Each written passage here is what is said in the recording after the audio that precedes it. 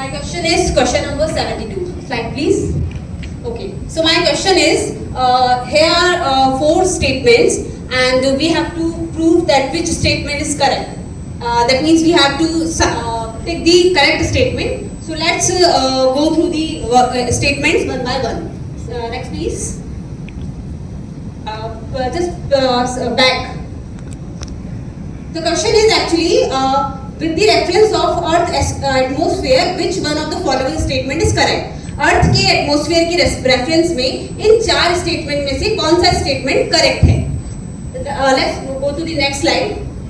The first statement says the total amount of insolation received at the equator is roughly about 10 times of that received at the pole. ये statement ये कह रहा है कि सन का जो इंसोलेशन है, इंसोलेशन का मतलब होता है कि सन से जो लाइट आ रही है वो अर्थ के ऊपर यूनिट टाइम पीरियड में यूनिट एरिया में कितनी लाइट पहुंच रही है, दैट इज कॉल्ड इंसोलेशन। ये स्टेटमेंट कह रहा है कि अर्थ के ऊपर इक्वेटर पे जो सन का इंसोलेशन होता है that is 10 times reaching to the poles.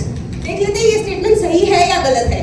So basically अगर हम साइंटिफिक डेटा उठाकर देखते हैं थ्रू दी सैटेलाइट्स तो हमें पता लगता है कि सन का जो इंसोलेशन है that is 320 watt per meter square reaching on the tropics. Reaching on the tropics means कि ट्रॉपिकल एरिया बेसिकली होते हैं इक्वेटर के पास, तो इक्वेटर के पास वाले एरिया में सन का जो इंसुलेशन होता है that is basically 320 watt per meter square. And अगर हम पोल्स एरिया की बात करें तो क्योंकि पोल्स पर सन का जो एंगल होता है, लाइट का जो एंगल होता है वो लो एंगल होता है, इसलिए वहां पर जो इंसुलेशन होता है that is 70 watt per meter square. अब अगर स्टेटमेंट के हिसाब से अगर हम चले तो स्टेटमेंट कह रहा है कि इक्वेटर पे जो पहुंचता है वो 10 टाइम्स होता है पोल्स का। सो बेसिकली अगर हम 70 का 10 टाइम निकालते हैं तो 700 आता है, लेकिन अभी हमने देखा कि इक्वेटर पर तो सिर्फ 320 पहुंच रहा है। So that means statement A is incorrect. Next slide please. अगर हम स्टेटमेंट बी पर जाते हैं तो उसमें क्या है कि इंफ्रारेड रेज कॉन्स्टिट्यूट रफली 2/3 ऑफ द इंसुलेशन। अगर हम 2/3 की बात करें तो 2/3 का मतलब होता है 66 पॉइंट समथिंग %। और अगर हम साइंटिफिक डेटा उठा के देखें तो हमें पता लगता है कि सन का जो इंसुलेशन है that is in the form of electromagnetic radiation. So electromagnetic जो स्पेक्ट्रम होता है उसमें इंफ्रारेड रेज जो है that is actually 46%, not the 66%.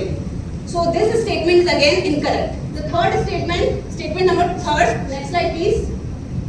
Actually third statement is correct, so I have put statement number D here. D, yeah. Statement D, that is the fourth statement. It is called infrared waves are a part of visible spectrum of electromagnetic waves of solar radiation. अब यहाँ ये statement कह रहा है कि infrared rays जो होती है that is a part of visible light. But this statement is again incorrect because infrared rays are a different part of sunlight and visible light is a different part of sunlight. So this statement is again incorrect. The last statement, that is the correct statement, it says infrared waves are largely absorbed by water vapor that is concentrated in the lower atmosphere. This statement is actually the right statement because अगर हम lower atmosphere की बात करें तो वहां पर water vapour maximum amount में होता है जो कि as a greenhouse gas की तरह, ग्रीन हाउस गैस हम कह सकते हैं, it is a part of greenhouse gas and it is basically the maximum part, it is absorbed maximum part of the infrared radiation. So this is the correct statement and the answer is finally the statement number C. Thank you so much.